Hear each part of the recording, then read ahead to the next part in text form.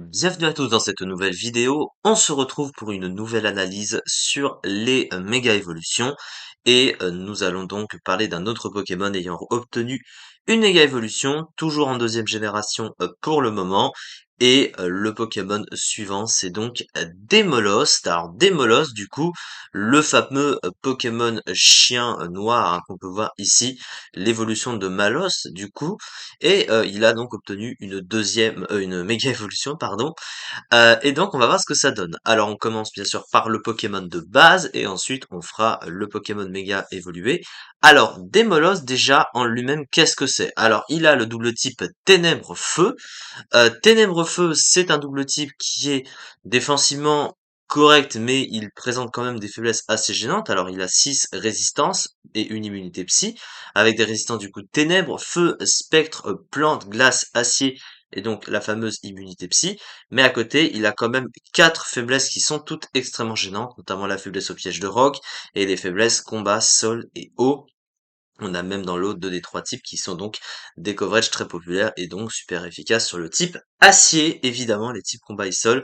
Offensivement, par contre, Ténèbres Feu, c'est excellent. À l'inverse, puisque ces deux types qui offensivement vont très bien ensemble, vous voyez que il n'y a pas beaucoup de Pokémon qui y résistent, 40, et il est super efficace sur plus de 400 Pokémon, donc c'est clairement un bon type offensif à l'inverse. Au niveau de ses talents maintenant, il en possède trois. Le premier c'est Matinal qui divise par deux les tours de sommeil pour se réveiller, ce qui est pas vraiment incroyable. Ensuite Torche qui lui donne une immunité feu et s'il prend une attaque feu, il augmente ses attaques de type feu, enfin ses dégâts de type feu de 50%. Il a déjà une résistance au feu, mais bon, une immunité.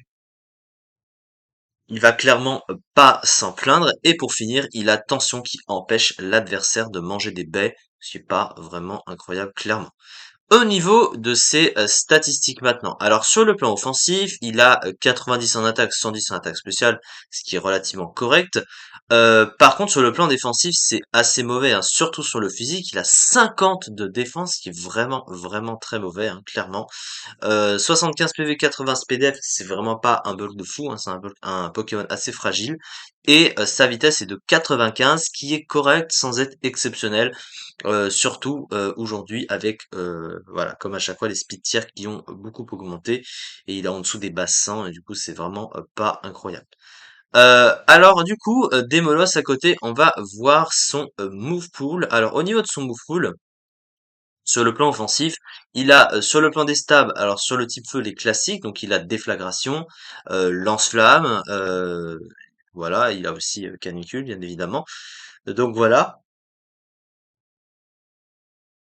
Et sur le plan du type ténèbres, il a le classique vibre obscur, donc il a les stabs assez classiques. Sur le plan du Kovage, il a bas l'ombre, bomber, donc il a globalement des options assez correctes offensivement. Sur le plan du soutien, il a provoque, feu follet, machination, surtout pour ce setup qui est très important. Ah oui, sur le plan offensif, il a également Kuba, on peut voir, Kuba stabé. Donc globalement, il a pas un pool très riche sur le plan il a pas un beaucoup de riche de manière générale, mais globalement ses options offensives se suffisent eux-mêmes. Il a l'option de setup, donc il a pas un mauvais move pool ce Pokémon, même s'il reste assez prévisible car il a pas non plus des tonnes d'options. Il va souvent être joué avec le même set, hein, vous voyez ici. Euh, mais euh, mais du coup voilà, donc ça va. Mais finalement, bah, c'est le reste que c'est les stats en elles-mêmes qui sont pas bonnes et pas que, hein, puisque il y a la concurrence évidemment avec d'autres types ténèbres et d'autres types feu, cela va sans dire. Le problème, c'est la fragilité du Pokémon, en fait. Il a beaucoup de mal, à venir sur le terrain, il peut pas tanker les coups, il a une faiblesse au piège de roc aussi, donc il peut, se faire affaiblir à cause de ça et derrière, il a du mal à pouvoir dépasser, les Pokémon offensifs. Certains le souvent le dépasser et du coup, bah c'est un Pokémon qui est assez facile à revenge kill, donc bon, il a beaucoup de mal, mais Démolos à ce niveau-là. Alors, sa fiche stratégique, donc une très bonne attaque spéciale et de bonnes statistiques en attaque et en vitesse, un double type bon offensivement et un talent torche utile, un bon move pool offensif, mais une défense catastrophique et un double type faible défensivement. Il y a beaucoup de Pokémon, enfin de Pokémon de type qui peuvent venir sur ces faiblesses, donc c'est assez gênant. sa méga évolution, qu'est-ce que ça lui apporte? Alors du coup, il obtient le talent Force Soleil qui a pour effet d'augmenter de 50% son attaque spéciale, donc toutes ses attaques spéciales du coup, mais en échange il va perdre un huitième de ses points de vie par tour. Alors c'est un talent qui ne fonctionne que sous le soleil, hein, du coup, sans soleil il est inutile, donc il dépend fortement d'un climat pour être utilisé, sinon il a virtuellement pas de talent. Mais sous l'effet de ce talent, il peut être très fort. Alors, il obtient des boosts de stats, évidemment. Il passe à 140 en attaque spéciale, 115 en vitesse. Et il gagne aussi en bulk, hein. Il a 90 dans les défenses, 75 en PV. Donc il tank un peu mieux là où avant il avait 50 de défense, il avait vraiment un bulk très nul. Là, il est un peu moins nul sans être exceptionnel, mais surtout il est plus rapide et il tape plus fort, donc ça c'est plutôt bon. Après, le souci étant qu'il est obligé d'avoir sa méga gemme pour pouvoir méga évoluer, et on peut le dire assez facilement, sans méga évolution, ce Pokémon il est injouable, hein, clairement, parce que de base, il va être trop facile à tuer, il y aura mieux en fait, clairement. Déjà, hein, ce qu'on peut dire en termes de concurrence, c'est Fél'Inferno, hein, qui a le même double type, qui est plus lent, mais il est plus bulky, il tape plus fort sur le physique, il a un meilleur move pool, beaucoup plus large, hein, très clairement, avec demi-tour, parting shot, ses stabs offensifs, séisme, sabotage stabé, bref, etc. D'ailleurs, c'est inséré, je crois qu'il a même pas sabotage stabé, hein, lui, hein, il y a pas de sabotage, vous voyez? Ça, en général, ça mange pas de pain pour des Pokémon offensifs, mais lui ne le possède pas non plus. Euh, mais il dépend beaucoup de sa méga évolution pour être plus fort, hein, Demolos, parce que vous voyez que de base, hein, il était 74e ici du Never Use, donc c'est vraiment pas ouf. Il était même banni, hein, il est en PUBL. Et en méga, il est 57e de l'Underuse, donc il est pas très haut en Underuse non plus. Mais vous voyez que ça l'augmente, ça le monte dans les tiers. Bon, là encore, il était banni de l'Underuse, mais c'est un peu mieux, mais en même temps, pas non plus exceptionnel.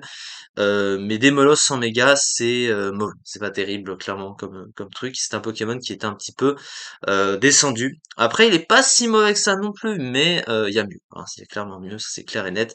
Alors, la fiche stratégique du coup de ce cher méga Démolos, vous voyez qu'il y a beaucoup à dire. Alors, le point positif, le remarquable boost qu'a reçu Demolos en attaque spéciale et en vitesse lorsqu'il méga évolue en fait un support assez bon dans le metagame Underuse. Son pool se complète parfaitement avec son attaque spéciale élevée, ainsi que son double type très fort offensivement contenant des attaques stabées très puissantes, une possibilité de se booster avec machination et d'autres très bonnes options telles que Bomberk, Provoque et Prélèvement destin avec sa vitesse élevé, Megademolos surpasse une grande partie du tiers, dont notamment des Pokémon tels que Cobaltium, Latias et Ectoplasma. Cependant, bien que son type Ténébreux Feu soit solide offensivement, il laisse Megademolos faible face au type Eau, combat et sol qui sont fréquents dans ce tiers. Megademolos se trouve également vulnérable face à tous les Entry Hazard, y compris une faiblesse notable au piège de roc, qui combiné à son bulk moyen ne laisse pas à Megademolos beaucoup d'occasions de remplir son rôle de sweeper. Il a également quelques rudes confrontations avec des Pokémon top tier comme Trioxine et Megaptera, ce qui met davantage de pression sur le reste de l'équipe pour renforcer ses faiblesses récurrentes. Donc sa fragilité est un problème, la concurrence, les entry hazard aussi, du coup, le besoin de soutien du coup pour retirer les pièges rock, le besoin de soutien pour utiliser son talent aussi, donc ce qui fait qu'au final c'est pas non plus incroyable, mais au moins ça a permis de monter un Pokémon qui est assez moyen en stratégie. Et moi c'est un Pokémon que je trouve beau et je préfère encore plus en design, Méga Débolos, donc pas mécontent, qu'il ait obtenu une méga évolution très clairement, ça a permis de le voir un petit peu plus souvent. Voilà en tout cas pour cette vidéo, on se retrouve prochainement du coup pour la suite des analyses sur les Pokémon méga évolués, les Pokémon ayant donc reçu une méga évolution, il en reste qu'une seule, pour la deuxième génération et ensuite on passera à la génération suivante. Merci beaucoup, de m'avoir suivi en tout cas et à très vite pour la suite.